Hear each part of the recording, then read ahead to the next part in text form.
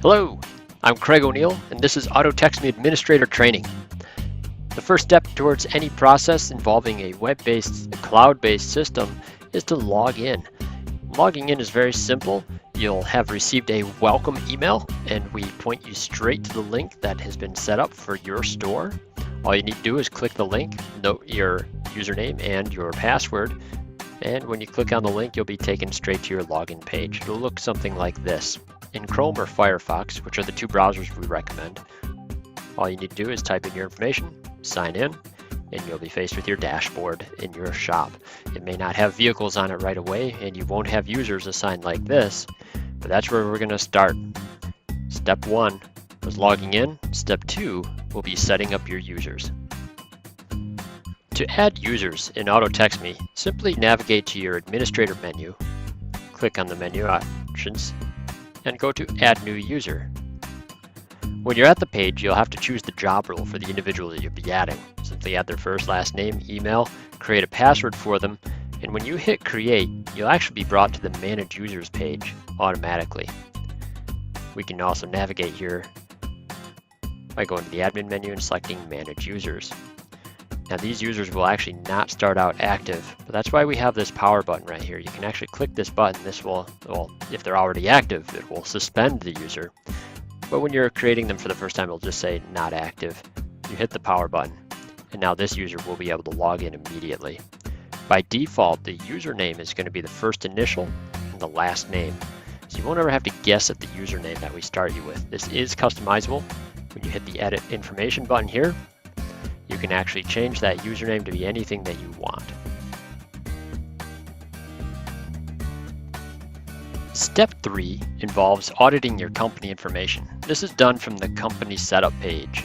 Navigate to your admin menu, select Company Setup, and begin to review your data here. Plug in a logo, toggle your follow-ups if you wish, or untoggle them as they are in this case. Make sure your daily reports are set to the proper emails, and most importantly, check your company hours.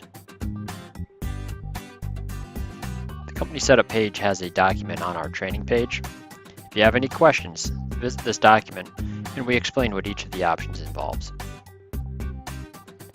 Now, if we have all of our users and company information where we want it, step 4 is to customize your workflow. And what you're looking at here is already a customized workflow, probably quite a bit different than the default one that you may be looking at in your own instance. To make it this way, you'll go to Admin menu, navigate to Workflow Setup, and right at the top of the page, you'll see the option to add a new status. This is one of the primary features of the program, is that we can customize the workflow to match your shop's needs. On our training documents, you can go to the Workflow Setup page, and you'll see that we have a lot of the information spelled out for you here in detail. You'll see that the graphic title is a simple abbreviation for the workflow step, whereas the drop-down title, shown in that second box here, is a longer phrase that can be used in some drop-down menus that isn't going to take up any screen real estate. You can set whether you want to send a text or email message. You can also select the timer. Ultimately, the options that you select when you create the step are not concrete. You can change these at any time. You'll see your preview of the current workflow in this page. Down below, you click these status titles and it will expand the menu. Take a look here in our test shop. If we wanted to maybe say, make our check-in steps silent while we learn the program, we would click on the title. We can choose not to update our clients by text or email. Hit save, and you'll see that that check-in step is now indicated with parentheses. And if you've reviewed our Service Advisor training, you'll understand that the parentheses again do indicate a quiet workflow step. Now I like this step active so that I can begin texting my customers right away. So we'll go ahead and leave that on. You can change the order of your steps. You mouse over those 4 dots and you can click and drag and drop this step anywhere it belongs. We'll leave ready where it belongs right here at the end of the line. For additional assistance on workflow setup, we have 3 training videos on our website. Again, this can be found at Training, Administrator Training, and Workflow Setup. Navigate to the bottom of the screen here, and these short videos will indicate exactly what you should do for a few of the basic steps, like adding a workflow step, making the DVI or the work order quality control, move around the board to different locations, or just making a step quiet versus loud. Now, once you've nailed down your workflow and have that set up the way you want it, there are some additional features within the workflow setup page. One of them is to be able to change and customize your follow-up or scheduled appointment messages, or even set predefined outbound texts.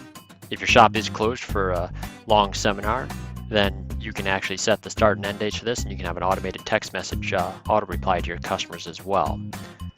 Now, the follow-up message is sent a day after the order is closed. This message contains the greeting and the signature from the company. You can also request a review or add a link. And the predefined and scheduled texts, these are a little different. Scheduled texts occur when you use the appointment feature within the program. They'll get an immediate confirmation of the scheduled time. This is integrated with some service management systems. And then, even more importantly, the customer will get a reminder the day before that appointment. So that'll help reduce the amount of missed appointments. Predefined outbound texts are a little different. You can actually add as many of these as you wish, and these are meant to be a short way of communicating the things that you have to say all the time. When you get a question about your hours of operation, when you're typing in the text box in communication with the client, all the service advisor will have to do is click on the main option once they type even a single letter sometimes. Click send, done, and it really reduces the amount of typing. With workflow and communications all set the way you need it to, the final step for a fully functional shop is typically the DVI setup. You can customize your DVIs as much as you wish, having multiple DVI lists to choose from, and having a different set of categories and notes within each sheet. This is how it looks on the user side, but for administrators, you're going to go to your admin menu and go to DVI Sheet Setup. This is where you can actually customize your inspection sheets. Now, the DVI sheet setup process is actually quite simple. We've labeled some of these buttons for you on our training documents. When you take a look here, you'll be able to choose any of the inspection sheets that you have in your shop, add, duplicate, import, or export sheets. And you can update the name, delete the sheet, or turn on a number of other features like making it a default tire inspection and archiving any that you no longer wish to have your technicians perform, but maybe you don't want to delete them from your system entirely. And down here in category 4, this is where you'll actually customize your categories and add new line items. Simply click on one of those categories to pop open that menu. Now, this process actually does go a lot easier than you might think. I do have a few short videos on here. I would encourage you to review each of these independently. It shows you how to edit a lock sheet, and also shows you the very basics of editing a basic DVI. Now, once you've had your sheets set up the way you want, the actual global DVI settings is something you're going to want to visit as well. We label each of these line items very carefully so you understand what each yes and no toggle means, whether you want to have the sheet start out with default good green items or repopulate previous inspection notes that weren't approved on other visits. We have yes and no toggles that should be very clear to you. If you have questions on this, don't be afraid to reach out. We also have here the miscellaneous category. Now, this one is a little confusing at first, but what information are we changing here? This is actually a line item within the DVI sheet itself in your shop. So if you go in every DVI, we'll use the vehicle profile, but you can actually change this one field. So you can have this be titled for anything that you need it to be. Again, that's in DVI setup. And then, of course, you can drag and drop the order that the customer is going to view the items on their inspection. We do explain each of these throughout this document. You can see the drag and drop in action here. And then we've added one new feature for benchmarking the DVIs. If you toggle this to yes, you can actually set up a scorecard for your technicians and encourage them that way to take more notes and images and make more markings. Also having the report sent and the report viewed. Now, with a functional DVI, workflow the way you want, communications all set up, there is an optional step 6. You don't need to deal with this in order to actually hit the ground running in your shop, but this is one of those features that can make your technicians really fast and efficient using the digital inspection. DVI notes can be global or categorized, and notes are those predefined notes that you make when you're working in the inspection sheet. say we're working with ball joints or tie rods and we want to take a note, we can actually have these options set up so that the main options that you would like to have the technician confronted with are there for them to simply point and click. Rusty cannot adjust tie rods, common problem here in Michigan.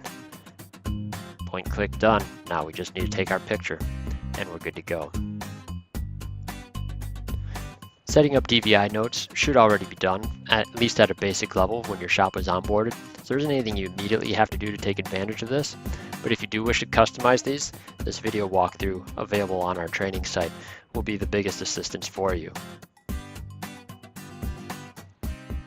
So don't be afraid now to go into your own shop and work on a custom workflow of your own. You should find that if you can think it up, the system can accommodate that process. If you have any further questions, please use the support tab.